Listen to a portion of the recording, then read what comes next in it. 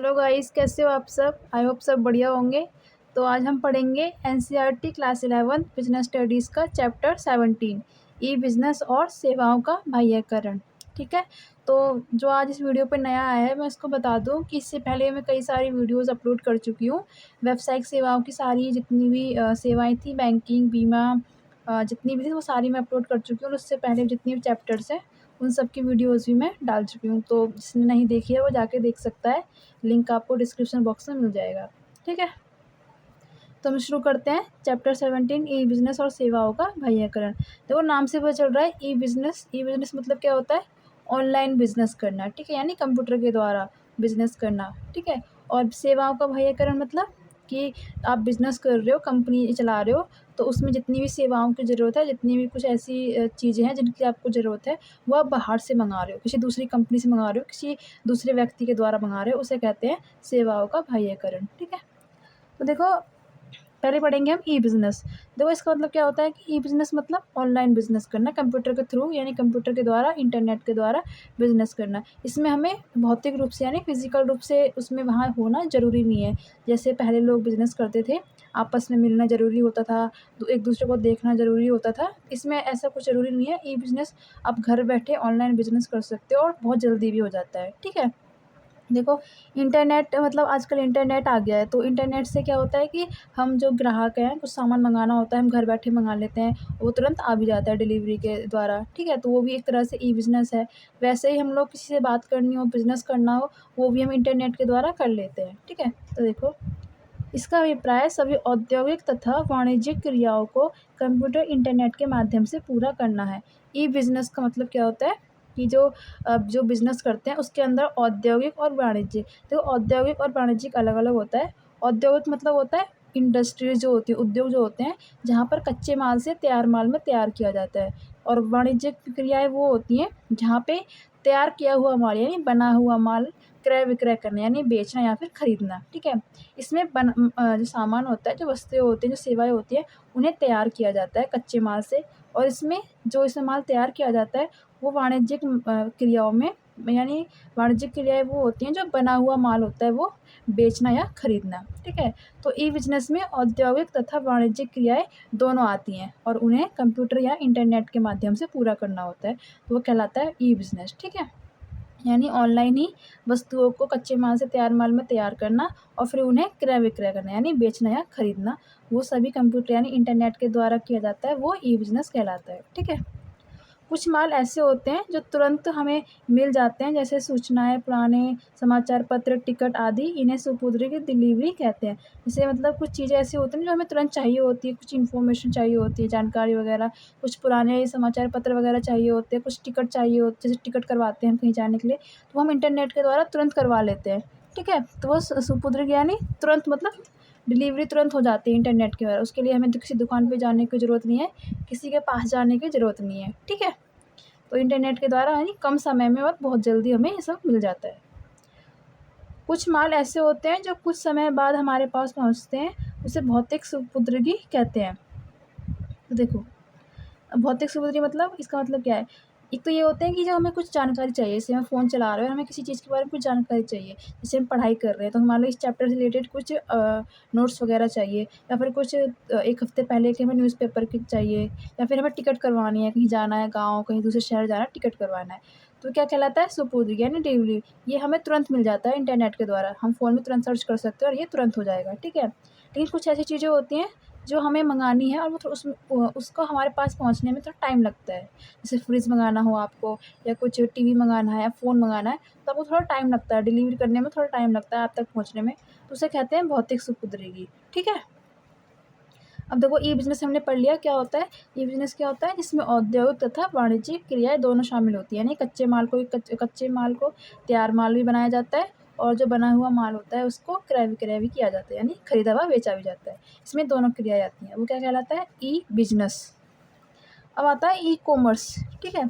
तो अभी हमने पढ़ा ई बिज़नेस, अब पढ़ेंगे हम ई-कॉमर्स क्या होता है। देखो इसका अभिप्राय सभी वाणिज्यिक क्रियाओं को कंप्यूटर व इंटरनेट के माध्यम से पूरा करना है। तो उसमें क्या था ई बिज़नेस में? सिर्फ़ औद्योगिक और वाणिज्यिक क्रियाओं को दोनों थी। इसमें क्या है? सिर्फ़ वाणिज्यिक क्रिया है। यानी ई-कॉमर्स में बना हुआ माल, तैयार किया हुआ माल ये लोग खरीदते हैं और फिर बेचते हैं ग्राहकों को। ठीक है? तो वो क्या कहलाता है, ई कॉमर्स। अब है देखो, ई कॉमर्स आपको समझ आ गया ना क्या होता है, कि बने हुए माल को खरीदना व बेचना, यानी क्रय विक्रय। इसमें सिर्फ क्रय विक्रय शामिल होता है, इसमें माल को बनाया नहीं जाता, बने हुए माल को खरीदते हैं और फिर ग्राहकों को बेचते हैं, यानी वाणिज्यिक क्रियाओं को कंप्यूटर इंटरनेट के माध्यम से पूरा करना ई कॉमर्स कहलाता है। और ई बिजनेस क्या होता है, सभी औद्योगिक तथा वाणिज्यिक क्रियाओं को कंप्यूटर या इंटरनेट के माध्यम से पूरा करना। ठीक है, ये याद रखना है दोनों में क्या डिफरेंस है। ठीक है, अब हम पढ़ेंगे ई बिज़नेस के क्षेत्र, यानी जो ई बिज़नेस है, जो ऑनलाइन बिज़नेस करते हैं हम लोग, वो कहाँ कहाँ तक फैला हुआ है। ठीक है, कितनी जगह तक फैला हुआ है, वो उसका क्षेत्र कितनी दूर तक फैला हुआ है। ठीक है, तो देखो पहला है B2B। B2B मतलब बिजनेस टू बिजनेस कॉमर्स। ठीक है, B2C यानी बिजनेस टू कस्टमर, और फिर है इंट्रा बी यानी विद इन बिजनेस, और C2C कस्टमर टू कस्टमर। ये मैं इसलिए बता रही हूँ कि ये अगर फुल फॉर्म पूछ ले जैसे एक नंबर में, जैसे B2B की फुल फॉर्म क्या है, तो आप बता देना कि क्या होता है, इसलिए मैंने आपके यहाँ लिख रखी है, समझ लेना क्या होता है। देखो B2B मतलब बिजनेस टू बिजनेस, इसमें देखो पहले से बाद में पढ़ेंगे हम ये क्या होता है, एक बार ऐसे समझते हैं क्या होता है। देखो बिजनेस टू बिजनेस मतलब बिजनेस दो, जो एक इसके अंदर जो भी काम होता है वो बिजनेस और बिजनेस के साथ ही होता है, यानी एक कंपनी और दूसरी कंपनी के साथ। इसमें ग्राहक नहीं आते, जैसे हम लोग आम जनता है सामान खरीदते हैं, वो इसमें इन्वॉल्व नहीं है। इसमें सिर्फ क्या है, बिजनेस है और दूसरा बिजनेस है जो बिजनेस करते हैं। और इसमें क्या है, B2C, सी मतलब कस्टमर और बी मतलब बिजनेस। तो देखो इसमें बिजनेस भी आता है और कस्टमर भी आता है। वो कैसे आते हैं बाद में बताऊंगी। इसमें इंट्रा बिजनेस यानी with in business, with in मतलब बिजनेस के अंदर, यानी कोई कंपनी है उसी के अंदर कुछ कार्य हो रहा है, उसी के अंदर जो भी हो रहा है वो विद इन मतलब उसी के अंदर होना, तो इंट्रा बिजनेस। ठीक है, C2C मतलब कस्टमर टू कस्टमर, यानी कुछ ऐसा काम है जो कस्टमर और कस्टमर के द्वारा ही किया जा रहा है, इसमें बिजनेस नहीं आ रहा है। ठीक है, तो हम इसको अच्छे से पढ़ते हैं क्या होता है। तो वो पहला क्या है, B2B कॉमर्स यानी बिजनेस टू बिजनेस। देखो इसका अर्थ उस व्यावसायिक क्रिया से है जिसमें इलेक्ट्रॉनिक व्यवहारों को करने वाले दोनों पक्षकार फर्में या व्यवसायिक इकाइयाँ होती हैं। देखो इसमें क्या मतलब, इसका मतलब ये है जो भी इलेक्ट्रॉनिक व्यवहार यानी इंटरनेट के द्वारा जो भी ये लोग माल खरीदते हैं, बेचते हैं, फिर बनाते हैं, जो भी काम करते हैं, वो उसमें ग्राहक नहीं होते, वो दोनों बिजनेस ही होते हैं। यानी एक कंपनी है ए और दूसरी कंपनी है बी, तो ये भी बिजनेस करती है और ये भी बिजनेस करती है। ठीक है, इसमें ग्राहक नहीं आते हैं। तो उदाहरण के लिए जैसे देखो मान लो दो फर्में हैं, दोनों फर्मों में से एक उत्पादन करने वाली है और दूसरी कच्चा माल सप्लाई करने वाली हो सकती है।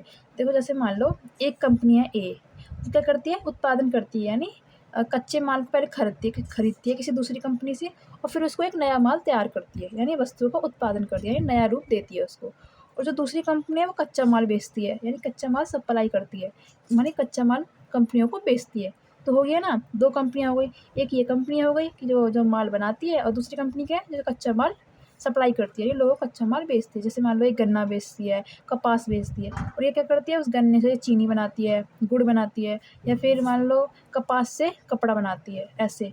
तो इसमें ग्राहक नहीं आएंगे। ठीक है, इसमें सिर्फ बिजनेस टू बिजनेस है।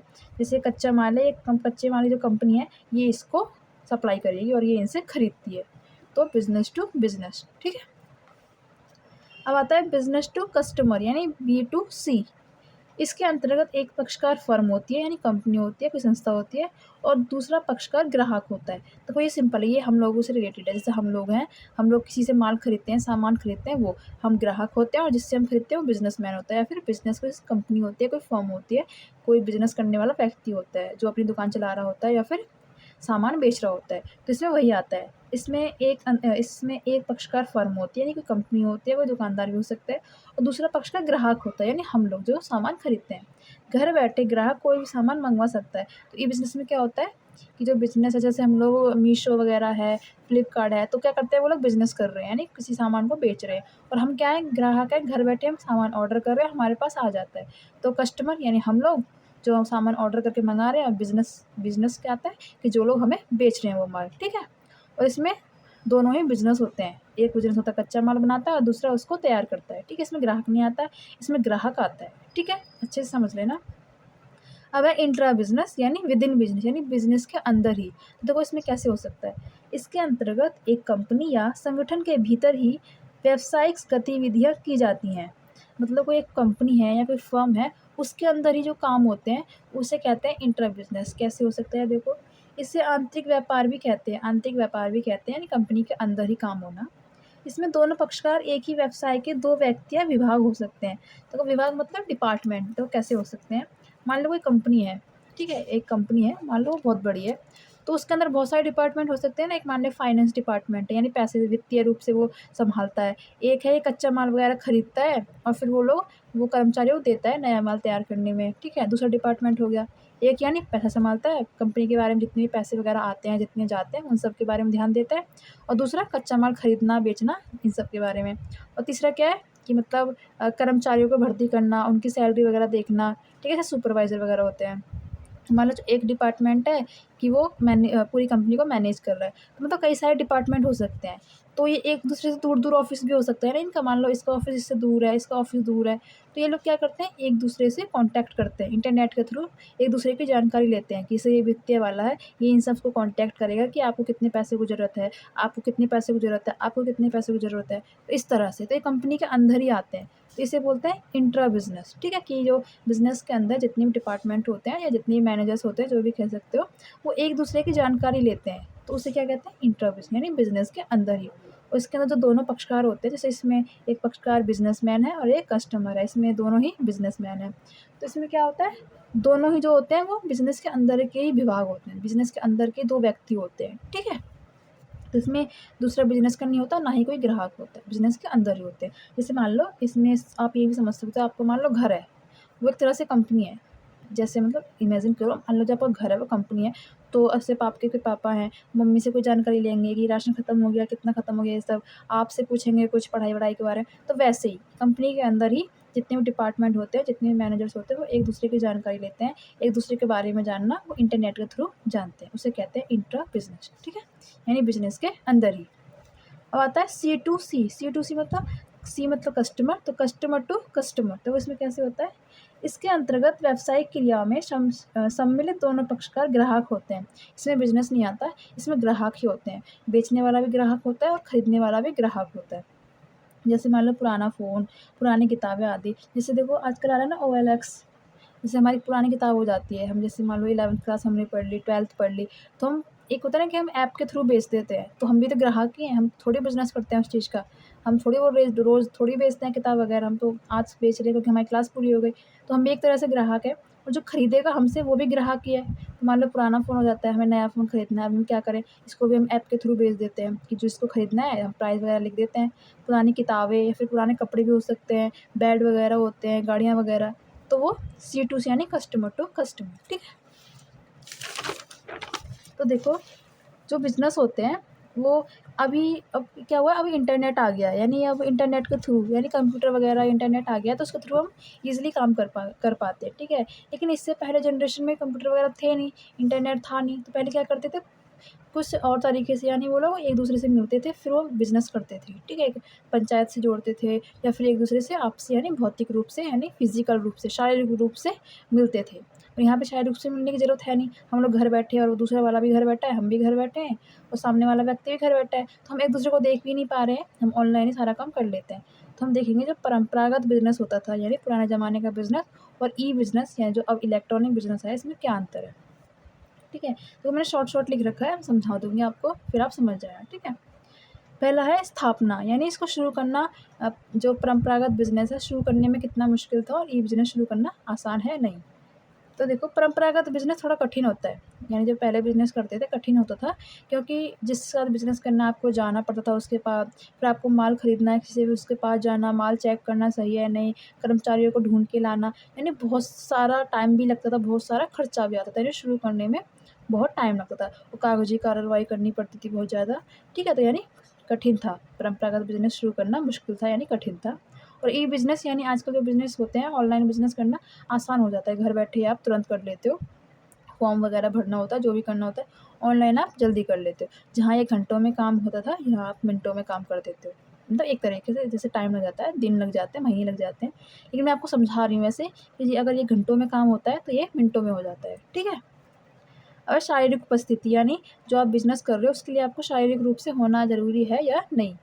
तो वो इसमें ज़रूरी है, क्योंकि ये परंपरागत बिज़नेस था, इसमें इंटरनेट ऑनलाइन थ्रू था नहीं, फ़ोन के थ्रू होता नहीं था, तो इसमें शारीरिक रूप से उपस्थित होना ज़रूरी है। शारीरिक रूप से उपस्थित होना मतलब जैसे क्लासरूम में हम पढ़ते हैं, सामने मैम पढ़ा रही है और हम पढ़ रहे हैं, वो शारीरिक रूप से उपस्थित होना उसे कहते हैं। और ई बिज़नेस में मतलब शारीरिक रूप से उपस्थित होना ज़रूरी नहीं है, ठीक है? जैसे हम ऑनलाइन क्लासेस वगैरह लेते थे ना अभी कोरोना टाइम पे, वैसे ही। तो हम शारीरिक रूप से उपस्थित तो होते नहीं थे, ऑनलाइन लेते थे, मैम अपने घर पे होती थी, हम अपने घर पे होते थे, तो उसे कहते हैं शारीरिक रूप से उपस्थित ना होना। तो इसमें शारीरिक रूप से उपस्थित होना ज़रूरी था और इसमें नहीं है। स्थापना में लागत यानी कितना खर्चा आता है, परंपरागत व्यवसाय में कम आता है, ठीक है? क्योंकि हम अपनी मेहनत से सब कुछ करते हैं, एक-दूसरे के पास जाते हैं, ये इधर-उधर सारा काम कर लेते हैं, थोड़ा कम खर्चा आ जाता है। इसमें अधिक क्यों आता है? क्योंकि इंटरनेट भी बहुत खत्म हो जाता है, यही नेट खत्म हो जाता है क्योंकि बहुत टाइम भी थोड़ा लग जाता है, तो इसमें थोड़ा खर्चा ज़्यादा आ जाता है। नेट वगैरह यूज़ करना पड़ता है, पैसे वगैरह देने पड़ते हैं इसीलिए, ठीक है? व्यवहार लगने वाला समय यानी कितने समय टाइम कितना लगता है? इसमें थोड़ा ज़्यादा समय लगता है क्योंकि इसको शारीरिक रूप से जाना पड़ता है, इधर-उधर माल बेचना हो, खरीदना हो, देखना हो, चेक करना हो वगैरह-वगैरह, सारे काम करने के लिए इसको शारीरिक रूप से उपस्थित होना पड़ता है, इसलिए अधिक समय लगता है। इसमें कम समय लगता है क्योंकि इंटरनेट के द्वारा हम तुरंत कर पाते हैं। 2-3 मान लो हम दोस्तों के साथ बैठे हुए हैं, वो अपने फ़ोन में कर रहे हैं, हम अपने फ़ोन में कर रहे हैं, जल्दी हो जाता है काम, ठीक है? आपसी लगाव का अवसर, यानी जैसे अगर हम किसी के साथ बिज़नेस कर रहे हैं, दोस्ताना हो जाता है, अच्छी दोस्ती हो जाती है, एक दूसरे के बारे में अच्छे से जान लेते हैं, तो परंपरागत बिज़नेस में अधिक हो जाता है आपसी लगाव। क्योंकि हम एक दूसरे से मिलते हैं, एक दूसरे को सामने आमने-सामने बातें करते हैं, तो आपसी लगाव ज़्यादा हो जाता है और इसमें कम होता है क्योंकि ऑनलाइन होता है, तो हम एक-दूसरे को ना मिल पाते हैं, ना देख पाते हैं। हम ऑनलाइन बिज़नेस करते रहते हैं, ठीक है? विश्व स्तर पर पहुँच किसकी ज़्यादा होती है? तो परंपरागत बिज़नेस की विश्व स्तर पर पहुँच कम होती है। विश्व स्तर पर पहुँच मतलब एक देश से दूसरे देश में माल बेचना ये सब, ठीक है?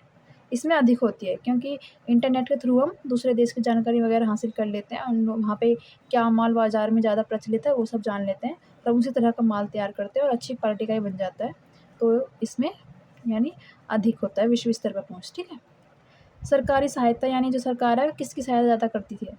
देखो परंपरागत इसमें ज़्यादा होती नहीं थी, लेकिन इसमें ज़्यादा होती है क्योंकि ये आईटी क्षेत्र में होते हैं सारे बिज़नेस, तो आईटी क्षेत्र को ज़्यादा प्राथमिकता देती है सरकार, ठीक है? तो आपको समझ आ गया होगा कि परंपरागत बिज़नेस और ई-बिज़नेस से क्या अंतर होता है।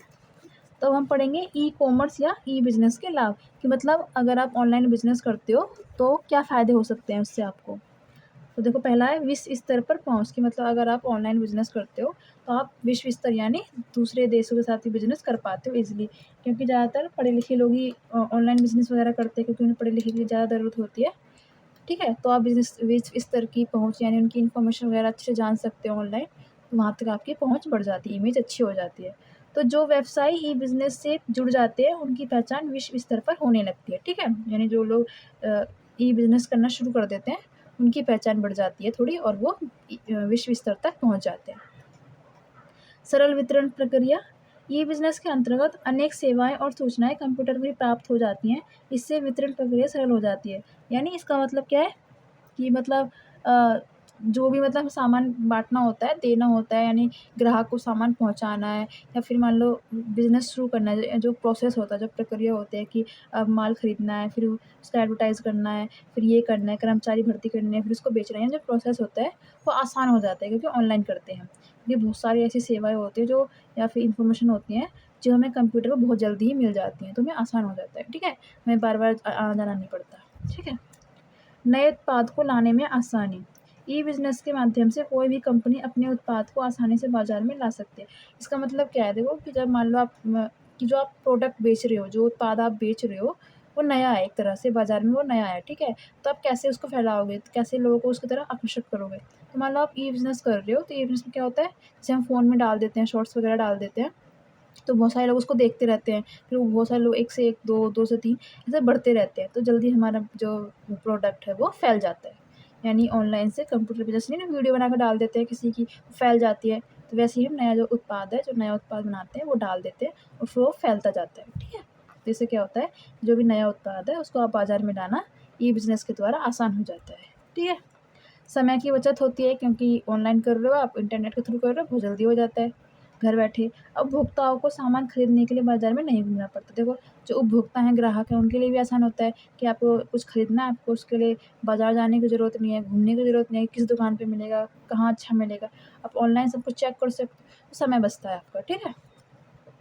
दूर-दराज के क्षेत्रों में वस्तुएँ व सेवाएँ उपलब्ध, यानी दूर-दराज मतलब मान लो आप बिज़नेस दिल्ली में कर रहे हो, आप मुंबई में हरियाणा में, यूपी में कहीं भी आप अपना बिज़नेस फैला सकते हो, कहीं भी अपनी वस्तु या अपनी सेवाएँ बेच सकते हो।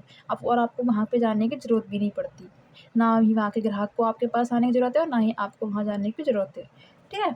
ई-बिज़नेस से ऐसे क्षेत्रों में वस्तुएँ व सेवाएँ उपलब्ध होने लगी हैं, जहाँ आस-पास बाज़ार ही नहीं है। यानी मान लो वहाँ बाज़ार नहीं है, तो वो लोग कैसे खरीदते हैं? उनको दूर-दूर जाना पड़ता है। तो वो क्या करते हैं, ई-बिज़नेस में क्या होता है, वो ऑनलाइन ही मँगा लेते हैं। ठीक है? अब हम पढ़ेंगे ई-कॉमर्स या ई-बिज़नेस के लिए संसाधन, कि मतलब ऑनलाइन जब हम बिज़नेस करते हैं, उसके लिए हमें किस चीज़ की ज़रूरत पड़ती है? देखो, कंप्यूटर सिस्टम, कॉमन सी बात है कि कंप्यूटर चाहिए ही चाहिए, यानी कंप्यूटर मतलब लैपटॉप, फ़ोन, कंप्यूटर वगैरह चाहिए ही चाहिए, तभी तो आप ई-बिज़नेस यानी ऑनलाइन कर पाओगे। कंप्यूटर के बिना हम कोई भी सामान क्रय नहीं कर सकते हैं, ठीक है? मतलब कुछ भी सामान हम नहीं खरीद सकते, क्योंकि वहीं से तो हमें सर्च वगैरह करते हैं, चेक वगैरह करते हैं, ठीक है? प्राइस वगैरह देखते हैं। कंप्यूटर स्क्रीन पर ही ई-बिज़नेस के अंतर्गत किए जाने वाले व्यवहारों को देखा जा सकता है। मतलब वही है कि जैसे मीशो से हम लोग लेते हैं, कुछ भी ऑर्डर करते हैं, तो हम देख लेते हैं ना, फ़ोन की स्क्रीन पर ही सब कुछ आ जाता है कि इतना प्राइस है, इतने समय में आएगा, इस दिन आएगा, वो सब, ठीक है।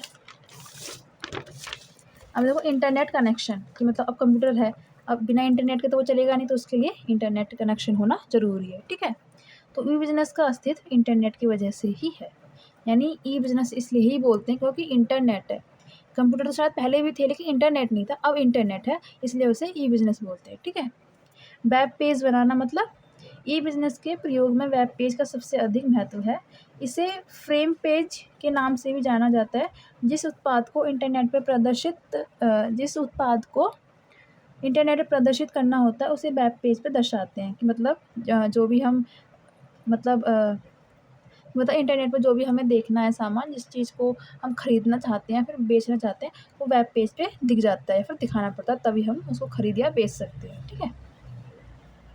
अब आता है व्यावसायिक सौदों की सुरक्षा, यानी कि हम जो इंटरनेट के थ्रू जो हम माल खरीद रहे हैं या फिर बेच रहे हैं, उसमें हम क्यों करते हैं ऐसा? किस चीज़ से हमें सुरक्षा मिलती है उस चीज़ में?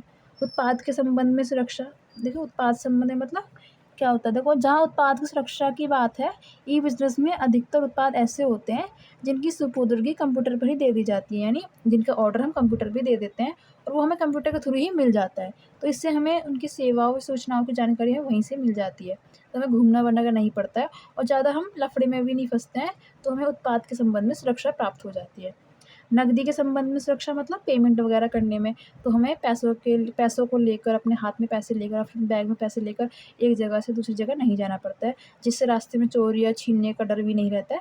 यानी हम ऑनलाइन पेमेंट कर देते हैं, जो ईज़िली हो जाता है, ठीक है? और हम उसको ऑनलाइन पेमेंट करते हैं, तो हम उसको स्क्रीनशॉट भी दिखा देते हैं कि देखो पेमेंट हो चुकी है, ठीक है? तो वो सुरक्षा मिल जाती है। प्रलोभे के संबंध में, मतलब ये डॉक्यूमेंट्स वगैरह होते हैं, जो बिल वगैरह होते हैं। जैसे आपने कोई माल खरीदा है, आपको बिल दिखाना है, तो बिल भी आपको ऑनलाइन मिल जाता है और वो आप दिखा सकते हो। तो उसके संबंध में भी आपको सुरक्षा मिल जाती है, ठीक है? अब देखो, वेब डायरेक्टरी मतलब होता है, देखो इसमें होता है कि मतलब आपको एक तो ये है कि आपको जो भी सामान मँगाना है, उसकी आपको जो वेब होती है, वो आपको पता होना चाहिए। जैसे मान लो www.taj.com, इसमें क्या होता है कि जो ताज ग्रुप में होटलों के बारे में उसकी जानकारी आपको मिल जाती है। यानी लिंक वगैरह जो होते हैं, वेबसाइट होती हैं, वो उसके बारे में आपको पता होना चाहिए, ठीक है? अब आते हैं हम सेवाओं के बाह्यकरण। इसका मतलब क्या होता है, कुछ सेवाएँ ऐसी होती हैं जो कंपनी को बाहर से चाहिए होती हैं, यानी दूसरी कंपनियों से, दूसरे बिज़नेस लोगों से माँगनी पड़ती है और बदले में वो लोग उसके पैसे देते हैं। इसका अभिप्राय व्यवसाय को सफलतापूर्वक व न्यूनतम लागतों पर चलाने हेतु कुछ सेवाओं को संगठन के बाहर से प्राप्त करना होता है। तो वो क्यों प्राप्त करते हैं? ताकि बिज़नेस लंबे समय तक चल सके, सफल हो सके। यानी मान लो बिज़नेस में आप जो सेवाएँ आपको चाहिए, वो आपको अपने बिज़नेस में नहीं कर पाते हो। बाहर से मँगाने में क्या होता है कि अच्छी से अच्छी सेवाएँ मिल जाती हैं, जल्दी भी मिल जाती हैं और कम पैसों में मिल जाती हैं। और जो बाहर से सेवा आते हैं, वो पढ़े लिखे हुए लोग भी देते हैं, तो अच्छी भी उसकी गारंटी भी होती है। तो बिज़नेस को सफलतापूर्वक व कम लागतों पर चलाने के लिए हमें बाहर से सेवाएँ मँगवानी पड़ती हैं, ठीक है? अब देखो इनकी विशेषताएँ क्या होती हैं? सेवाओं को संगठन के बाहर उपलब्ध होना, कि जो सेवाएँ होती हैं वो संगठन, यानी अपनी जो हम बिज़नेस कर रहे हैं और हमें अपने बिज़नेस को कुछ सेवाएँ चाहिए बाह्यकरण से, तो उसका मतलब क्या हुआ कि जो सेवाएँ हैं वो दूसरे बिज़नेस से आएँगी, हमारे बिज़नेस से नहीं आएँगी। तो पहली विशेषता क्या होती है कि जो सेवाएँ होती हैं वो हमारे बिज़नेस के बाहर होती हैं। सेवाओं के बाह्यकरण के अंतर्गत व्यावसायिक संगठनों को सेवाएँ बाहर से प्राप्त होती हैं। बाहर से मतलब दूसरी कंपनियों से, ठीक है? विशिष्टीकृत सेवाएँ, क्योंकि एक कंपनी प्राय एक ही प्रकार की सेवा उपलब्ध करवाती है, इसलिए उस विशेष सेवा में उसको विशेषता प्राप्त हो जाती है। इसका मतलब ये है कि मान लो कोई एक कंपनी है, वो हर महीने या फिर हर दिन किसी एक कंपनी से बार-बार वही सेवा मँगवाती है, डेली वही सेवा मँगवाती है। मान लो कोई कंपनी से एक ग्राहक की सेवा मँगवाती है, या फिर उसी कंपनी से डे वो क मान लो कोई एक कंपनी है जो एडवर्टाइज़मेंट करती है, यानी विज्ञापन करती है सामानों का यानी उत्पादों का, तो वो हर महीने या फिर हर साल अपने सामान का विज्ञापन उसी कंपनी से करवाती है। तो वो लोग थोड़ी छूट भी दे देते हैं ना, तो विशिष्टीकृत सेवाएँ मिल जाती हैं उसको। फिर वो अच्छी प्रकार की सेवाएँ भी उस कंपनी को मिलने लगती है, ठीक है? इसका मतलब ये है कि जैसे हम किसी एक दुकान से डेली या फिर हर महीने एक ही दुकान से राशन खरीदते हैं, तो हमें कुछ छूट भी मिल जाती है ना, और फिर अच्छा जो भी सामान आता है वो हमें देते भी हैं, तो यानी विशिष्टीकृत सेवाएँ भी हमें मिलने लगती हैं। तीसरा है सेवाओं की सस्ती विधि, कि हम बाहर से सेवाएँ मँगवाते हैं, तो थोड़ा सस्ता भी मिल जाता है। अगर हम अपनी ही कंपनी में उस सेवाओं को बनाएँगे, फिर उसके लिए कर्मचारी भर्ती करेंगे, फिर उसकी ट्रेनिंग भी देंगे, क्योंकि सब पता थोड़ी है कि वो सेवाएँ कैसे करनी होती हैं, तो उसके लिए बहुत सारे पैसा खर्च हो जाता है। लेकिन हम बाहर से बनी बनाई सेवाएँ मँगवा रहे हैं, तो सस्ती विधि होती है, सस्ता कम खर्चा होता है उसके लिए। सेवाओं को जो एक ही प्रकार की होती है, बड़े स्तर पर व्यवहार करने के कारण ये सेवा सस्ती दर पर उपलब्ध हो जाती है। इसका मतलब भी यही है कि आप किसी एक कंपनी से कोई एक सेवा है, जो आप बार-बार हर दिन उसी कंपनी से मँगवाते हो, तो बड़े स्तर पर मिल जाता है। तो उसमें क्या होता है कि सेवा सस्ती मिलने लगती है, वो आपको डिस्काउंट भी देने लगते हैं, ठीक है? अब है सेवाओं के बाह्यकरण की आवश्यकता, कि मतलब जो सेवा आप बाहर से मँगवा रहे हो, उसकी ज़रूरत क्यों पड़ती है, ठीक है? पहला है अच्छी क्वालिटी की सेवाएँ प्राप्त करना, कि बाहर से मँगवाते हैं इसलिए ताकि अच्छी क्वालिटी का माल आ सके। अपनी कंपनी में हो सकता है जो लोग, अगर हम सेवाएँ अपनी कंपनी में ही बनाना शुरू कर दें, तो हो सकता है लोग ध्यान ना दें, क्योंकि और भी काम होते हैं अपनी कंपनी में, तो अच्छी क्वालिटी का सेवा ना मिल पाए। तो हम बाहर से मँगवाते हैं, जिस कंपनी से मँगवा रहे हैं, वो कंपनी ही उस सेवा का काम करती है, उस कंपनी ही उस सेवा का बिज़नेस करती है, तो वो अच्छी क्वालिटी पे हमें देने देती है। तो अच्छी क्वालिटी की सेवा हमें प्राप्त होने लगती है। एक ही कंपनी का अनेक क्रियाओं में विशिष्टीकरण नहीं हो सकता। यदि कोई कंपनी सभी क्रियाओं को स्वयं ही पूरा करने की करती है, तो प्रदान की जाने वाली सेवाओं की क्वालिटी पर विपरीत प्रभाव पड़ने की पूरी संभावना रहती है। इसका मतलब यही है कि एक ही कंपनी में बहुत सारे काम नहीं हो सकते हैं, कि कोई जो व्यक्ति है वो बहुत सारे काम नहीं कर सकता है, ठीक है? और मान लो वो वही सेवा जो कंपनी में चाहिए अपनी ही कंपनी में शुरू कर दे, तो जो सेवाएँ वो अच्छी क्वालिटी की आएँगी, ज़रूरी नहीं है। उल्टा भी हो सकता है कि बेकार हो जाए। इसी कठिनाई से बचने के लिए, यानी इसी हानि से बचने के लिए सेवाओं का बाह्यकरण यानी बाहर से प्राप्त करने की आवश्यकता महसूस होती है, ठीक है? व्यवसाय को सुविधापूर्वक ढंग से चलाना, यानी व्यवसाय अच्छा चले, अच्छे से चल सके, लंबे समय तक चल सके, ज़्यादा से ज़्यादा फ़ायदा हो सके, ज़्यादा से ज़्यादा प्रॉफ़िट मिल सके, इसलिए वो सेवाओं को बाहर से मँगवाते हैं। सेवाओं को बाह्यकरण की आवश्यकता, व्यवसाय को सुविधापूर्वक तरीके से चलाने के लिए भी ज़रूरत होती है, ठीक है? तो देखो अ, अब पढ़ेंगे हम बाह्यकरण सेवाओं के प्रकार, जो हम बाहर से सेवाएँ मँगवाते हैं, वो कितने प्रकार की होती हैं। देखो पहली होती है वित्तीय सेवाएँ। वित्तीय सेवाएँ मतलब लोन लेना है हमें, पैसों की ज़रूरत है, माल बनाना है, या फिर हमारी फैक्ट्री है, हमें उससे माल बनाना है, उसके लिए हमें लोन चाहिए, कच्चा माल खरीदने के लिए पैसे चाहिए, मशीन खरीदने के लिए पैसे चाहिए, या फिर मान लो कोई सामान हम बेच रहे हैं, खरीदना-बेचना का काम कर रहे हैं, उसके लिए हमें पैसे चाहिए, तो वित्तीय सेवा यानी लोन वगैरह लेने के लिए हमें बैंकों से ज़रूरत पड़ती है। तो हम बाहरी बैंकों से यानी बाहर के लोगों से लोन लेते हैं, तो उसे कहते हैं वित्तीय सेवा, जो हम बाहर से लेते हैं। वित्तीय सेवा का अभिप्राय ऐसी बाह्य सेवाओं से है जो किसी न किसी रूप में कंपनी की वित्त प्रबंधन में सहायता करती है, यानी लोन वगैरह लेना या फिर शेयर्स वगैरह इश्यू करना, किसी से उधार लेना, वो सब हम बाहर से लेते हैं। क्योंकि बैंक भी हम बाहर बाहर होते हैं, उनसे हम लोन वगैरह ले लेते हैं, तो वो कहलाते हैं वित्तीय सेवाएँ, ठीक है? कि मतलब अपने बिज़नेस को अच्छे ढंग से चलाने के लिए वित्तीय सेवाएँ ज़रूरी होती हैं, और वो वित्तीय सेवाएँ हम बाहर से लेते हैं, ठीक है? अब है विज्ञापन संबंधी सेवा। विज्ञापन मतलब कि जो आप माल बना रहे हो, मान लो आपने कोई माल बनाया है नया, और आप पूरा जनता को यानी ग्राहकों को दिखाना चाहते हो कि आपने ये माल बनाया है, इसकी ये क्वालिटी है, आप इस तरह इस्तेमाल कर सकते हो, ये वगैरह-वगैरह प्राइस है। तो विज्ञापन यानी एडवर्टाइज़मेंट के द्वारा आप उसको दिखाते हो। तो एक जो कुछ कंपनियाँ ऐसी होती हैं जो विज्ञापन का ही काम करती हैं, कि दूसरी कंपनियों के माल को विज्ञापन के थ्रू ग्राहकों को दिखाने का काम करती हैं। आज बाज़ार में अनेक ऐसी विज्ञापन कंपनियाँ स्थापित हो चुकी हैं जो विभिन्न व्यावसायिक संस्थाओं को विज्ञापन संबंधी सेवाएँ प्रदान कर रही हैं। इसका मतलब यही है कि कुछ कंपनियाँ आजकल ऐसी हैं जो विज्ञापन का काम करती हैं, एडवर्टाइज़मेंट वगैरह करती हैं, और जो दूसरी कंपनियाँ हैं जो माल वगैरह बनाती हैं, उनके माल को दिखाती हैं लोगों को, ठीक है? अब है पत्रकार या कुरियर सेवा। कुरियर मतलब डिलीवरी वगैरह करते हैं, जो सामान वगैरह एक जगह से दूसरी जगह भेजना। कुछ निजी व्यक्ति कुरियर कंपनी स्थापित करके यह सेवा प्रदान कर रहे हैं। डाक कुरियर कंपनी के कार्यालय में भी भेजी जा सकती हैं, और यदि पहले सूचित कर दिया जाए तो कंपनी का आदमी स्वयं ही आकर डाक ले जाता है। इसका मतलब यही है कि आपको मान लो कोई सामान भेजना है, कोई माल भेजना है कहीं, या फिर ग्राहकों तक भेजना है, तो कुछ कंपनियाँ ऐसी होती हैं वो यही काम करती हैं कि आपकी कंपनी से माल उठाकर दूसरी जगह तक भेजती हैं और बदले में वो किराया लेती हैं। तो अगर आप उस कंपनी को पहले ही इन्फॉर्म कर दोगे तो वो खुद आपकी कंपनी में आके आपका माल लेके जा सकता है, ठीक है। अब है ग्राहक सहायता सेवाएँ।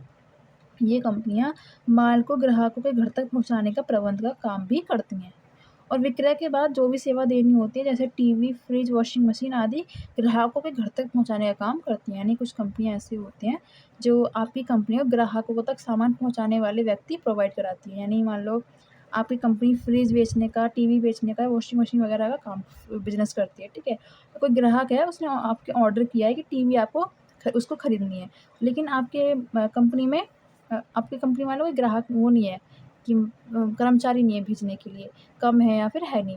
तो आप क्या करते हो, कंपनियाँ होती हैं उनसे आप कॉन्टैक्ट करते हो ऑनलाइन, और वो आदमी भेजते हैं और वो आपका सामान उस ग्राहक तक पहुँचाने का काम करते हैं, ठीक है। तो आई होप आपको समझ आ गया होगा ई बिज़नेस क्या होता है और भैया करियर सेवाएँ क्या होती है। अगर आपको मेरा समझाया हुआ समझ आता है तो आप मेरे चैनल को सब्सक्राइब कर सकते हैं, ताकि आपको मेरे आगे जितनी वीडियोज़ मैं डालूँ उसकी नोटिफ़िकेशन मिलती रहे, और अपने दोस्तों के साथ शेयर कीजिए ताकि उनकी भी हेल्प हो सके। मेरा वीडियो आपको अगर अच्छा लगता है तो उसको लाइक करें। अगर आप फीडबैक भी दे सकते हैं, जैसे आपको मेरा समझाया हुआ समझ आ रहा है या फिर नहीं आ रहा है, ठीक है? तो आप कमेंट कर सकते हैं। Thank you.